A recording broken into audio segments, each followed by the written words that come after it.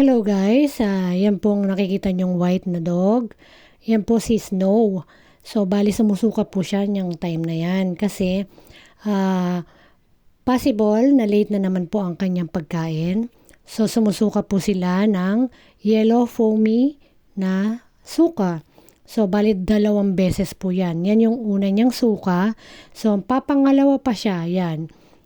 Kasi po ngayon panahon to medyo malamig. Isang factor pa yon kapag malamig. Yung body nila medyo nahihirapan na sa lamig. So pine-preserve nila yung energy nila, yung heat nila. Kaya nangangailangan sila ng more energy. Kaya nagugutom agad sila. So ang mangyayari, maaga sila magugutom. Kasi nga pine-preserve nila yung heat ng body nila. Kaya yan, nagre-resulta sa pagsuka nila. So, possible na late ng kain at nalamigan sa magdamag.